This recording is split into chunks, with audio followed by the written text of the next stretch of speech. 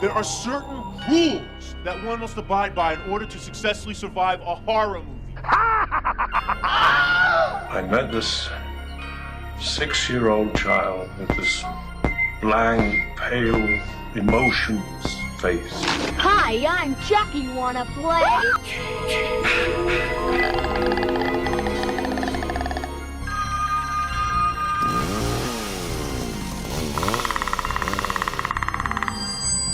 They're here. Welcome to the Horror Cut. Hello, Horror Cut fans. I'm still Gary. I'm still Stig. And this is a little bonus episode that we've got coming to you where we got to sit down and talk to Trey Callaway about what, Stig? We spoke to Trey Callaway, who is the writer of I Still Know What You Did Last Summer. We asked him questions about how he got involved in the project, what he thought of the franchise, and just about the horror genre in general. So it's a great wee interview. We did it over Zoom, so there might be some little audio technicalities, but we hope you enjoy. What's today's date? July 4th.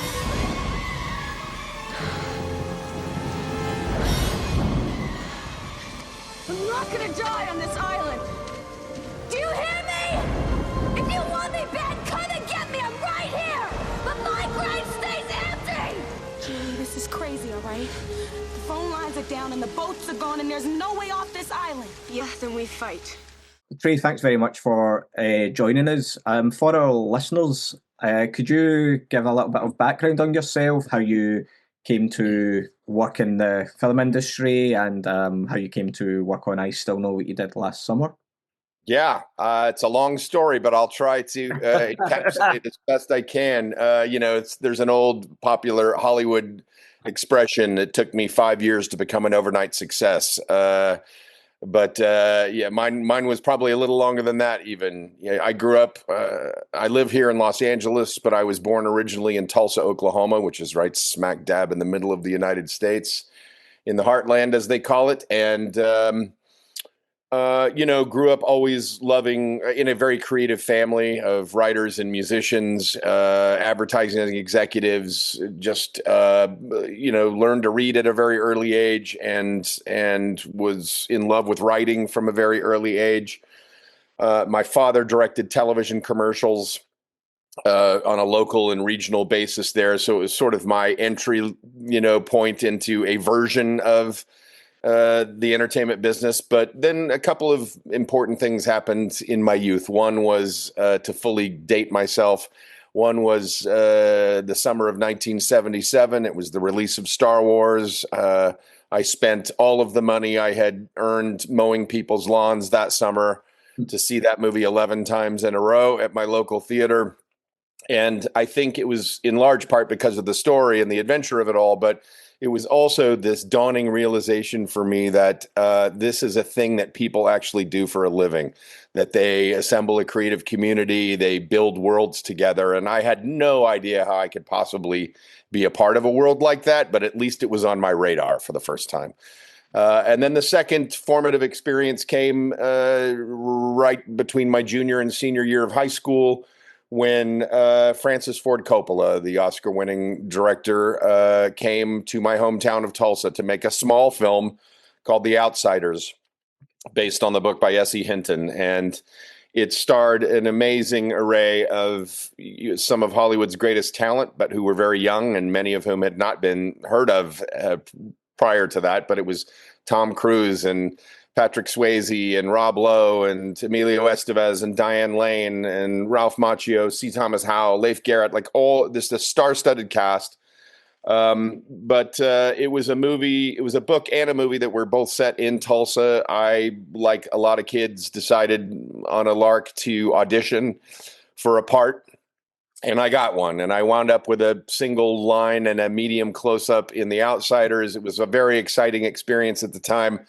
I was 16 years old, But what was most important about the experience, I think, in retrospect, was when the circus came to town, right? And then all of a sudden, the circus left town.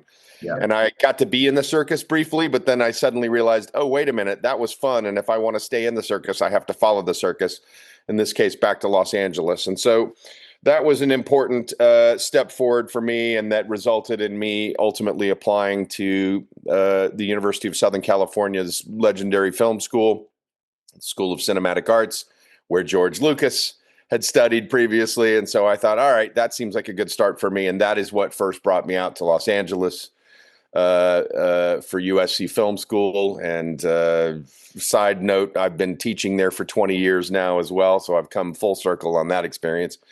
But that's what brought me out here in the first place. It's where I first learned my craft. And when I graduated from SC, I got some attention with some of my screenwriting that resulted in me getting some jobs writing movies that never got produced, that nobody ever saw, but paid off my student loans at least. Hell yeah. And then a few years into that process, it all kind of happened at once. I sold an original science fiction movie concept to Columbia Pictures, and it was called Nightingale 1, and it was a great creative process based on my original pitch. But after writing several drafts of that movie for a variety of reasons that are always beyond any writer's control, the studio decided to not go forward with that particular movie, but the experience had been so positive for everybody involved that I was offered two additional opportunities. One was the studio took my actual screenplay, sci-fi screenplay, and sent it to an American television network, who then decided that they wanted to hire me to adapt it into a television series pilot. So while I was working on that, one of the original executives who had worked on the sci-fi feature with me then called me up and said, hey, I know we're not going forward with your movie, but we really love working with you. Would you be interested in coming in to pitch a sequel to our latest hit movie, I Know What You Did Last Summer? Right. So I then came up with the pitch for the story, as you see it in the film, came back to the studio, pitched to them, and got the gig. And so essentially, I wound up in the span of 1 year getting my first television series on the air and my first movie made. So that's the classic example of 5 years to become an overnight success. That's amazing. That's amazing. And I know what it's like. I've managed to option 3 screenplays in the last year, and one of them has already been shelved, and you're just like, so I know how many scripts can be a lot of work, and then I guess it can pay off the mortgage or help to go towards stuff, but then it never sees the light of day. Well, it actually does, though, Gary. I think it does see the light of day in terms of the more you write, the better you get, at least ideally. Yeah. Right. So, it does pay off in that regard, because you're getting in the practice you need for when it's finally your turn to step up to the bat. Absolutely. Absolutely. Could you tell us your relationship with horror? Like, I know you did I Still Know What You Did Last Summer, but I don't think you've done a lot of horror movies that I've seen out there. So do you enjoy horror movies in general? What's your relationship like with it? I've always loved it since I was a kid. I've always enjoyed the experience of being scared. Don't know what that says about me, but I think whatever it says about me, it says about a lot of people. I've always enjoyed it, and that was absolutely my first experience working in the horror genre. I think maybe to a fault, you'd have to talk to my agents and managers about this over the years, although I think I've kept everybody happy. But maybe to a fault, I sort of stubbornly believe that life's too short to tell the same story over and over again. And I distinctly remember after I Still Know was released, and it was pretty successful around the world, I was offered every kind of slasher horror flick imaginable. And it helped that at the same time, like I said, I was working on a science fiction television series that I'd created. So I kind of had my hands full to a certain extent, but I also just sort of felt like I just did that. I don't want to tell that same story over again. Not to suggest that every horror movie is the same. That's certainly not the case. But for me, creatively, I felt like I'd just been at that well, and I wanted to draw creatively from other wells. And so, look, my credits reflect that. I've written westerns and sci-fi and procedural crime and serialized soap and animation, and I'm sure a good shrink could probably point to the common threads in all of it. But like, and I've written in horror again in the TV sphere and in features, but like that one was the sort of first classic horror experience that I had in that regard. And I know that a lot of people, just because I Know What You Did Last Summer has just this year, just a couple of months ago, released its latest installment. Yeah. And a lot of people were, I still know is now almost 30 years old. I'm 27 years now we're at. And so a lot of people were naturally thinking, oh, do you have a hand in this new one? Have you had anything to do with it? And aside from characters that I created appearing in the latest installment, no. Would I love to go back to that particular well? Sure. Or the horror well in general, absolutely. This past year, I had in development a Stephen King project, but I also feel like like I said, it's just for me, it's always about the challenge of what's the story I feel like I haven't told yet. Yeah. Is there any classic horrors or even contemporary horrors that have stood out for you? Yeah, for sure. My late great father-in-law, Mace Neufeld, was a legendary and beloved Hollywood movie producer who produced over $1 billion worth of movies around the world. But the very first movie he produced was The Omen. And that is, long before I knew Mace, that was one of my favorite and remains one of my favorite horror films of all time. The Shining is another one that immediately leaps to mind, just in terms of, doing such an exemplary job of crafting psychological horror. There is a European film, although I think it was remade in a slightly inferior American version, but a film from the 80s called The Vanishing, I think might be one of the most frightening films I've ever seen. I remember being almost unable to breathe in the theater watching that. I do tend to gravitate toward, like I said, the more cerebral horror. Get Out is another great example of that. These are films that not only spook you in the moment on the day, Weapons being the latest one that I also felt this way about. Yeah. They spook you on the day, but then they stick with you. Yeah. I was also just a couple of days ago at the Academy Museum to see the exhibit that they've got running currently on Jaws. And I had the great experience just a year or two ago of taking my youngest son, who's 21, to the Chinese theater in Hollywood to see Jaws for the first time. He had never seen it. And, it has what is arguably Hollywood's first great jump scare at a certain point in that film. I don't think I'm spoiling anything at this point. No. But it was absolutely delightful to sit next to my son Cosmo and watch him jump out of his seat when when a decapitated head drifts out of a boat. That was his first time seeing it. Yeah. Crazy, yeah.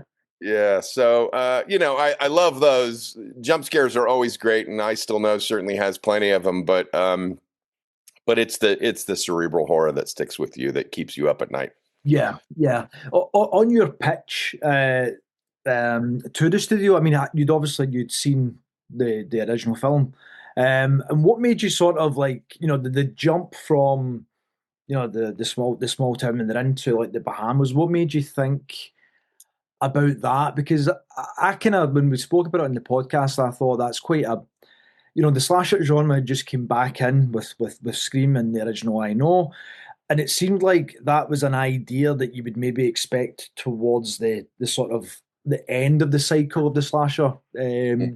It's like, what do we do now? Let's just go to the Bahamas. But that's quite a brave and interesting decision to make at the Yeah, start of this cycle.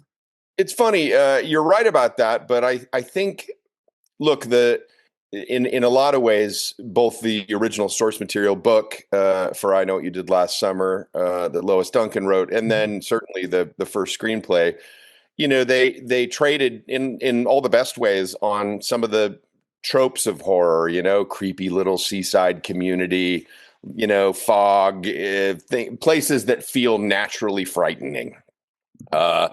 And there's a lot of night action in that film as well. And so just in looking at it, I felt like this calling to try to play a contrast against that on one level. Also, I'm a big believer in this sort of notion that paradise is a temporary state. And I when I started thinking about where I would want to tell the next part of this tale, again, at least in cerebral horror terms, there's something really satisfying about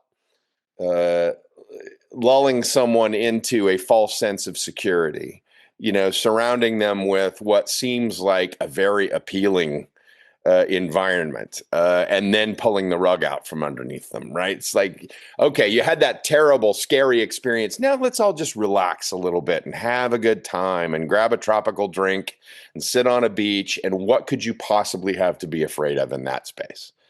And then yank the rug. Or the beach towel, as it were. and so that's kind of where my thinking was. What I didn't know, interestingly, in retrospect, although it's fairly typical of Hollywood, what I didn't know is that the studio, look, they had an enormous success with I Know What You Did Last Summer, and so they wanted to make sure that they could continue that success. And so what I did not know at the time is that when they bought my pitch for the second installment in a tropical, lush tropical locale, they bought another script from another writer at the exact same time, and neither one of us knew that we were in competition with someone else, and that they had commissioned two scripts simultaneously. The other one, I believe, was set in New Orleans. I later learned. So it would have, sort of played on some of those creepy tropes that are certainly prevalent in New Orleans and the swamps of Louisiana, etc. But neither of us knew of the other. And then the studio just gave themselves the opportunity to be able to look at two scripts and decide which one they wanted to greenlight into production. So it wasn't until quite a bit later that I realized that there had been two scripts commissioned. I'm thankful in retrospect, or to this day, that I won that competition, but it ended well for the other writer as well. Not only did he get paid to write his draft, but then he later went on to become an Oscar-winning writer and director, Steve Gagin, who won the Oscar for writing Traffic and then became a director as well. Yeah. So yeah, it's that's a classic from the Hollywood playbook. But at the time, we didn't know we were in competition with each other. But I also just figured, like, okay,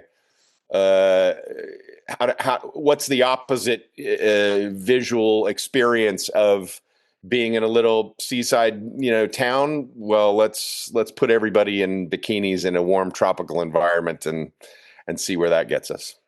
Did you get to go out and visit the set and things like that as well? I did not. That often is not the case, at least for a lot of writers. Depending on, although I had a great working relationship with Danny Cannon, the director.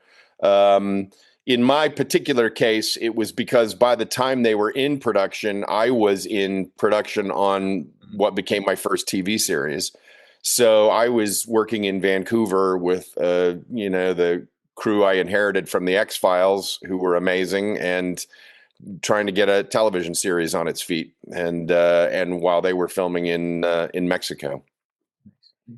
Obviously, Kevin Williamson did the original I Know, and he's kind of known for writing cool teenage dialogue and things. So how did you approach taking on these characters and this story, keeping in mind what came before it, but very much making it your own, put your own stamp on it? Well, it was a great template that he set, and Kevin and I have since become friends, and I'm a longtime fan of his work. But it was, that part of it, he had done a lot of the advanced work for me, obviously, in terms of setting at least the few characters who survived from the first film to the second film, but really the tone had been set as a template. So that was great to sort of be able to tee off of and know what that kind of an experience should feel like, what that dialogue should sound like, certainly who Julie James was, and who the character of Ray was, how to be able to sort of get inside not only who they were, but then use that information to inform what might have become of them a year or so later, how they have, dealt with or failed to deal with that kind of trauma. So he gave me a little bit of a roadmap for sure that I was thankful for. And then it just became about sort of trying to, again, from my own emotional perspective, trying to create a situation where everybody could finally just relax and breathe and have a good time, whatever that means, until they suddenly weren't anymore, and until they realized that this is, once again, we have been manipulated in some of the darkest ways into having to face our very worst fears. Yeah. Wow. I was going to ask actually on the choice of Julie and Ray. I mean, being kept apart from most of the film, and I found with the original as well, they seem to be quite fractured. She spends a lot of her time with Helen. You would sort of expect for in the second film where it's like they're together and everything's kind of nice and cushy, and then he kind of comes back. But it's an interesting choice to keep them apart. Well, metaphorically and distance-wise as well. Was there any kind of reasoning behind that? Is it? Yeah, look, I mean, it's one of the sort of central tenets for writing 101 or for drama 101 is like tension and triangulation, right? So you want to if you've got this is why like a classic TV trope is like the two people who work together who obviously have chemistry with each other, but you put that off as a writer as long as you possibly can, and then when you finally get them together, then it becomes your immediate job to break them apart, because in that lies tension, right? So to sort of craft that tension in this case of Julie and Ray being physically separate creates an opportunity for Ben's character to come in and sort of become the new interloper, of course, without realizing that, spoiler alert, he's not everything he pretends to be. Or Will, as what I should say, Will Benson. It's that kind of romantic tension that is great to be able to play off of, and so I think that was pretty intentional on my part to sort of drive them apart and then try to bring them back together in ways that would be beneficial, certainly plot wise, but also emotionally for both of those characters. Mm-hmm. Yeah. This one, I would say I Still Know, the kills are a little bit more brutal than the first film. With the first film, a lot of the deaths are kind of off screen. How hard was it coming up with like new ways to kill people? And it must have been quite fun as well, I imagine. Yeah, it's in a way, I always feel like horror films are similar. They're close cousins to comedies, in the way that you'll construct something elaborately for the joke in a comedy. It's similar in a horror film when you're coming up with gags. Look, I mean, the truth is, a tropical resort presents no shortage of opportunities for inventive ways to kill people. In fact, there were quite a few more that just for reasons of producibility, we ultimately the studio poo-pooed in order to keep everything on budget. In fact, I remember one particularly big one that I wrote that involved Julie going swimming in a resort pool that had porthole windows in the pool that looked into the bar, so that while people were drinking in the bar, they could see people swimming.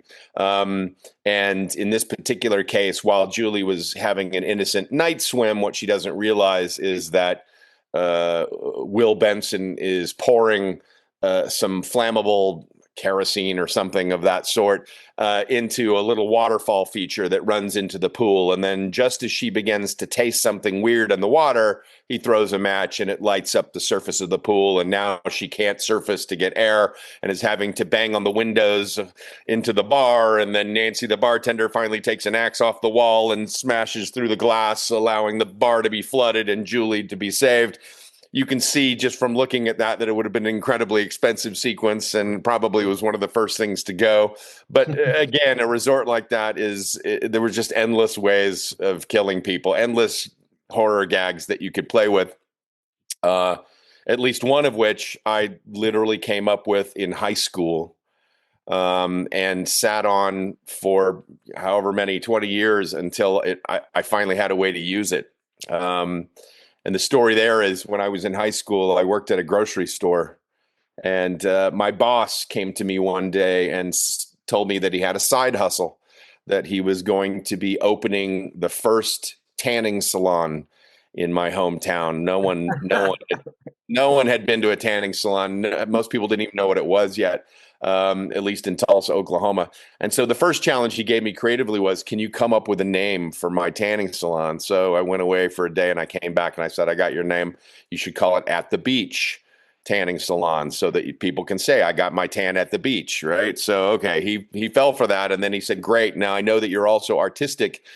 Can I pay you to paint the logo and a mural across the back wall behind where my cashier will stand? I said, absolutely. So I went for a weekend and I painted this mural that said At the Beach Tanning Salon. And he paid me partially in cash, but he also paid me in free tanning sessions.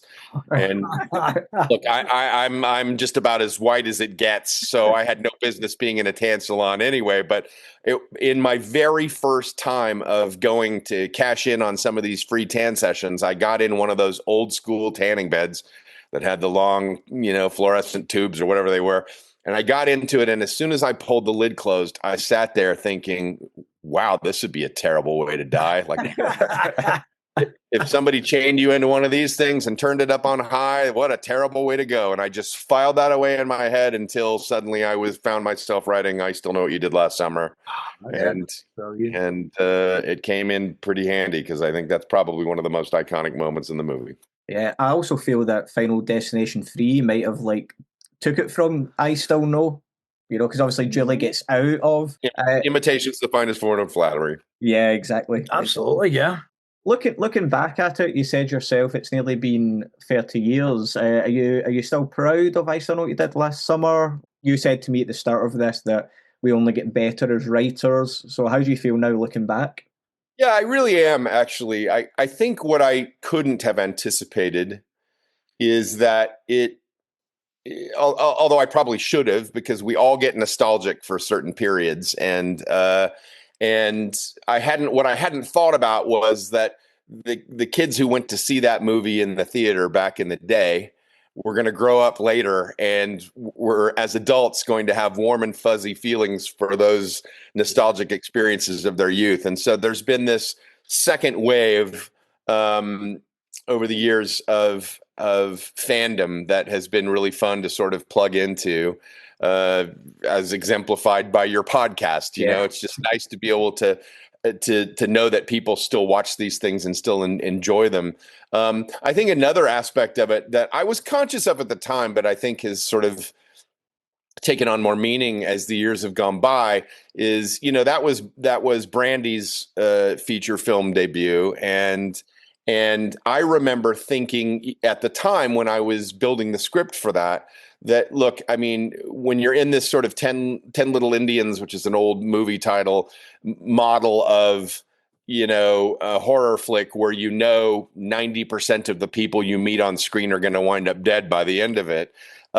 There's I think, an unfortunate trope that rose up in that process, which was and I think a lot of black comedians have made fun of this rightfully over the years, that the black person's always the first to get it.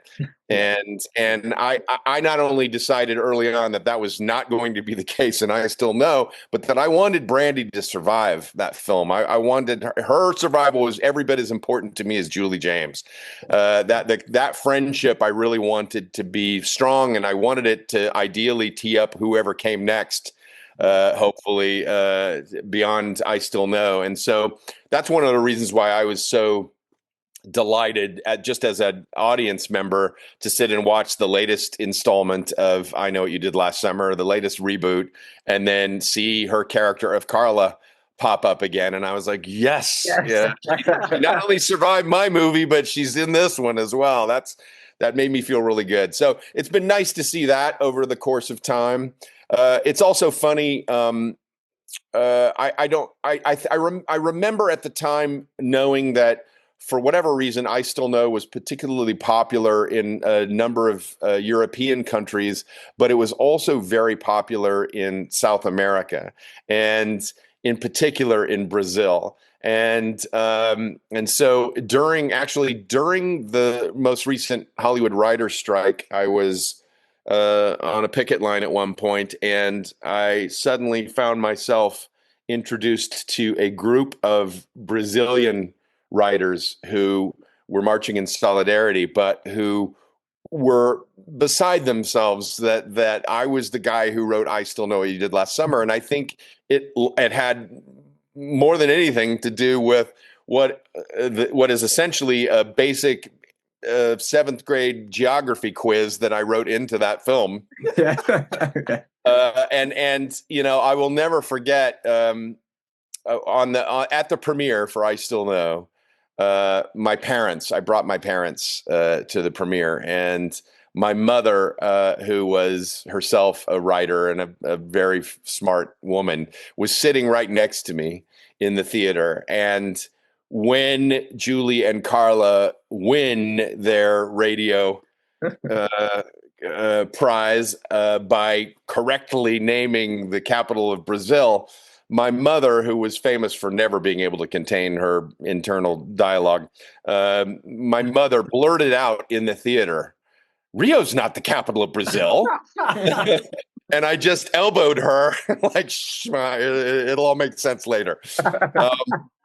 But I think my sense is that a lot of Brazilian fans were tickled by that, like how many idiot Americans just went along for that ride, and hook, line, and sinker took that just like Julie and Carla did at the time until. And it's great because it's funny because that was how I learned that Brasilia is the capital of Brazil, is this film. Because I would have been about 98, so I would have been 13. Yeah. So yeah, I mean, we wouldn't know that, So that still to this day, if someone asks me the capital of Brazil, I think of I Still Know, and I get the answer.